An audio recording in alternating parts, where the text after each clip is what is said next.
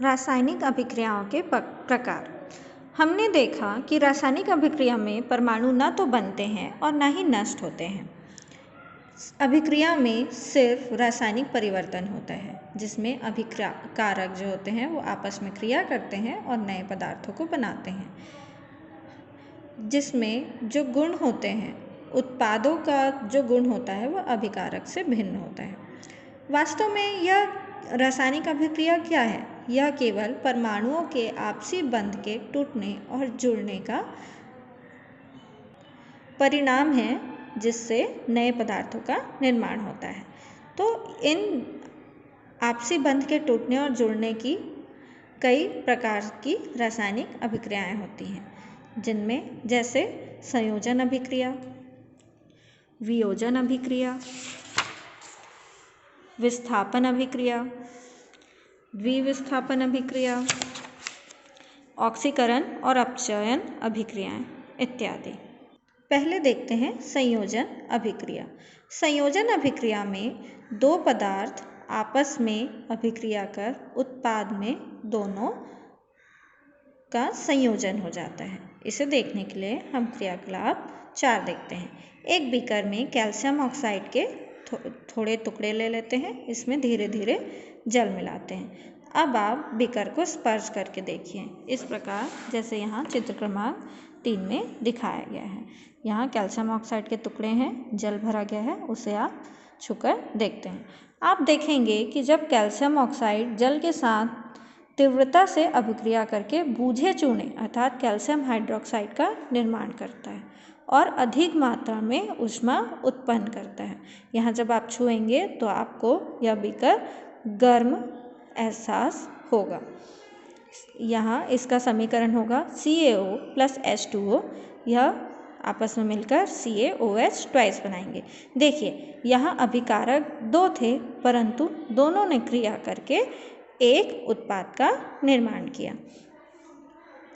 जैसे calcium oxide और जल मिलकर कैल्शियम हाइड्रोक्साइड बनाते हैं, तो इसमें ये दोनों ही अभिकारकों का संयोजन हो गया। तो इस अभिक्रिया को संयोजन अभिक्रिया कहते हैं। इसके कुछ और उदाहरण हैं, जैसे कार्बन और ऑक्सीजन आपस में मिलकर कार्बन डाइऑक्साइड बनाते हैं।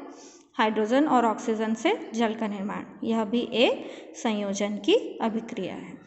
वियोजन अभिक्रिया, जिस प्रकार यहाँ 2 अभिकारक थे और वह आपस में संयोग कर रहे थे तो संयोजन अभिक्रिया थी, उसी प्रकार वियोजन अभिक्रिया में एक पदार्थ 2 उत्पादों में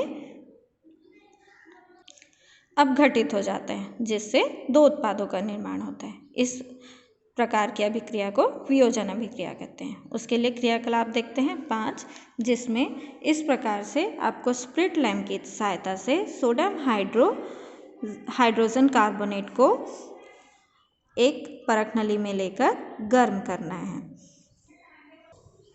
सोडियम हाइड्रोजन कार्बोनेट को जब आप गर्म करेंगे और बुझी हुई या माचिस की तीली जलती हुई आप जब यहाँ पे ले जाएंगे तो माचिस की तीली बुझ जाएगी। इससे आप कुछ अवलोकन करके देख सकते हैं। यहाँ सोडियम हाइड्रोजन कार्बोनेट का ये सूत्र होता है 2NaHCO3।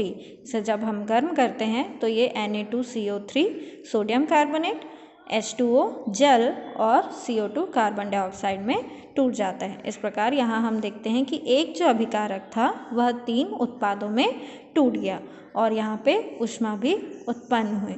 तो जब वियोजन क्रिया में ऊष्मा के द्वारा संपन्न होती है तो इसे ऊष्मीय वियोजन कहते हैं, और अगर ऊष्मा के बिना वियोजन अभिक्रिया होती है तो उसे हम साधारण वियोजन अभिक्रिया कहते हैं।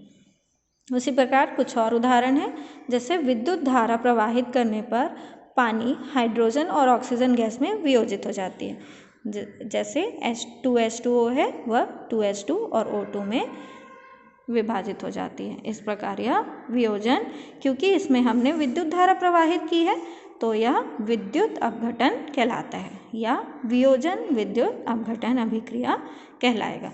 उसी प्रकार कैल्शियम कार्बोनेट का कैल्शियम ऑक्साइड तथा कार्बन डाइऑक्साइड में टूटना एक वियोजन अभिक्रिया है, जिसका उपयोग विभिन्न उद्योगों में खासकर सीमेंट उद्योगों में उपयोग किया जाता है। CaCO3 को अत्यधिक या हम बोल सकते हैं 1000 डिग्री सेंटीग्रेड पर गर्म करने पर CaO calcium oxide plus carbon dioxide बनता है।